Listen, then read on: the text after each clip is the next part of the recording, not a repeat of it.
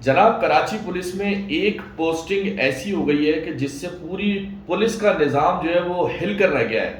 کیا D I جی، کیا S S P, کیا ایڈیشنل آئی جی، کیا آئی جی سندھ، تمام کے تمام افسران جو ہے وہ اس ٹائم اتنے حیران و پریشان ہیں کہ انہوں نے ایک ایسے افسر کی پوسٹنگ کر دی کہ جس کی وجہ سے وہ خود بھی اس بات پر جو ہے وہ ابھی تک سمجھ نہیں پا رہے ہیں کہ وہ کس افسر کی انہوں نے پوسٹنگ کر دی. آپ سمجھ رہے ہوں گے کہ میں کس افسر کا نام لے رہا ہوں. اگر نہیں سمجھے تو میں آپ کو بتاتا ہوں کہ میں بات کر رہا ہوں جاوید عباس کی.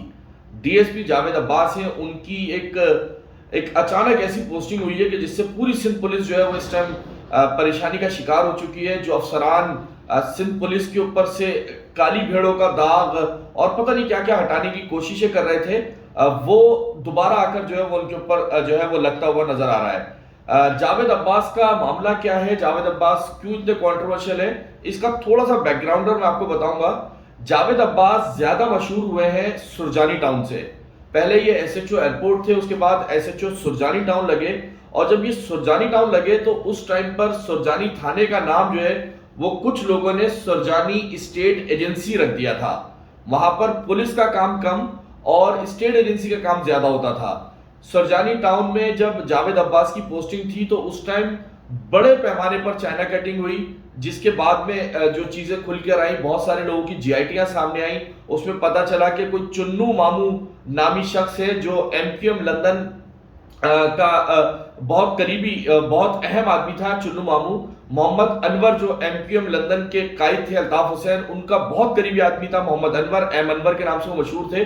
ان کا یہ بھائی ہے چنو مامو.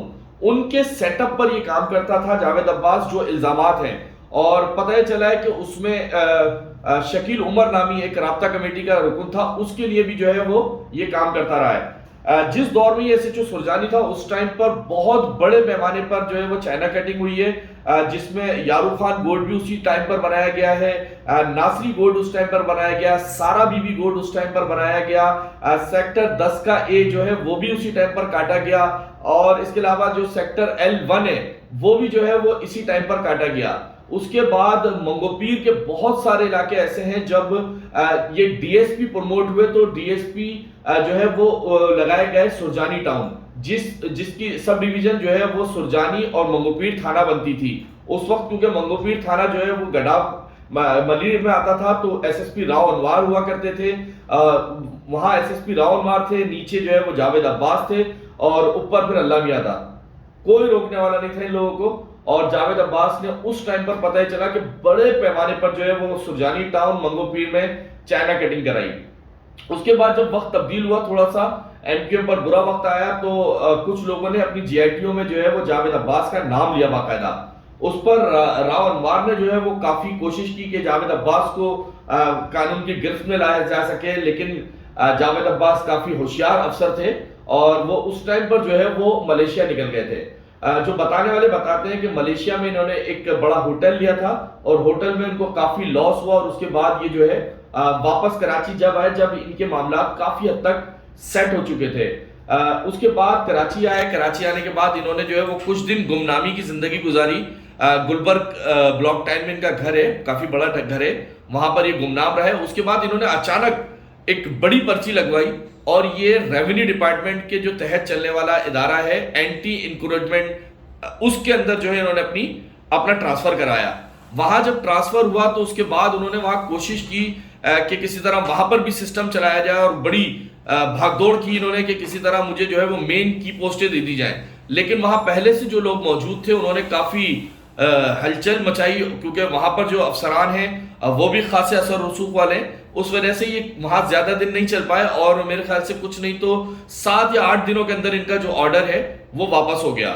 پھر اس کے بعد تقریباً یہ 6 سے 8 مہینے کا گیپ آیا، ایک سال کا گیپ ہوگا یہ، جس دوران یہ بالکل خاموش رہے. اور اب اچانک یہ اترے ہیں گڈاب میں. گڈاب میں ڈی ایس پی گڈاب یہ لگائے گئے ہیں، جس کی سب ڈیویژن گڈاب تھانہ اور میمن گوٹ تھانہ، یہ 2 تھانے بنتی ہے. اب اس میں مسئلہ یہ آ رہا ہے کہ ان کی پوسٹنگ اچانک کیسے ہو گئی، کیونکہ ایڈیشنل آئی جی کراچی کا تو یہ دعویٰ ہے کہ ہم ایسے کسی بھی افسر کو نہیں لگائیں گے جس کا ماضی جو ہے وہ خاصا داغدار نہ ہو. اور اس میں جو ہے وہ آئی جی سندھ نے بھی ان کو یہ احکامات دیے ہوئے ہیں کہ کراچی پولیس میں خصوصاً ایسے لوگوں کو تعینات کیا جائے جو کرپشن سے پاک ہوں اور وغیرہ وغیرہ جتنی چیزیں ہوتی ہیں. تو ابھی ان کی جو پوسٹنگ ہوئی ہے وہ بڑی حیران کن ہے.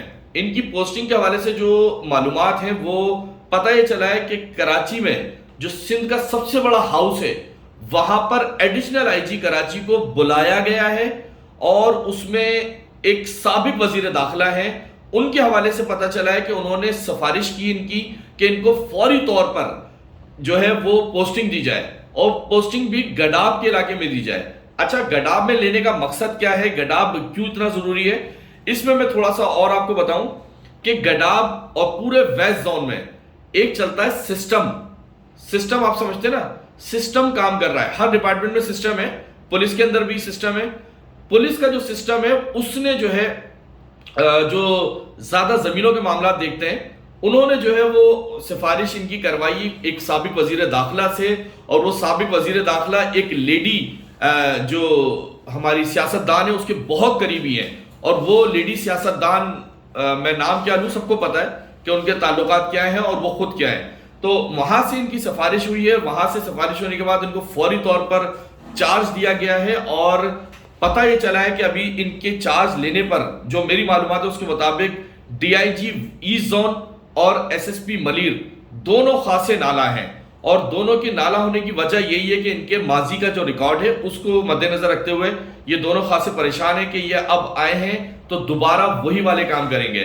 تو پتہ یہ چل رہا ہے کہ ابھی جو ان کو جاوید عباس کو پوسٹنگ دی گئی ہے ان سے بہت تیز کام کرانے ہیں, وہ کام وہی والے کام ہیں جو یہ ماضی میں جس کام کے یہ ایکسپرٹ سمجھے جاتے ہیں, کیونکہ گورنمنٹ میں زیادہ ٹائم نہیں رہ گیا. سسٹم یہ سمجھ رہا ہے کہ جلد از جلد جتنی زمینیں ہیں اس کو جو ہے وہ کیپچر کر لیا جائے, خصوصاً سرکاری زمینوں کو. تو سرکاری زمینوں پہ کام اب تیز ہونے جائے گا. گڈاب اور میمن گوٹ کے جتنے بھی لوگ ہیں وہ جو ہے وہ اپنی پرائیویٹ زمین بھی بچائیں, اور سرکار کو بھی اس ٹائم بہت زیادہ نظر رکھنے کی ضرورت ہے کہ وہ اپنی سرکاری زمینیں بچائیں. لیکن اب دیکھتے یہ ہیں کہ ڈی آئی جی اور ایس ایس پی اور خود additional I G us posting سے خوش نہیں ہے, باوجود اس کے کہ ایڈیشنل آئی جی نے ان کا آرڈر کیا ہے لیکن وہ اس سے خوش نہیں ہے. لیکن اب دیکھتے یہ ہیں کہ جاوید عباس یہاں کتنے دن تک چلتے ہیں اور یہاں کون کون سے کارنامے انجام دیتے ہیں.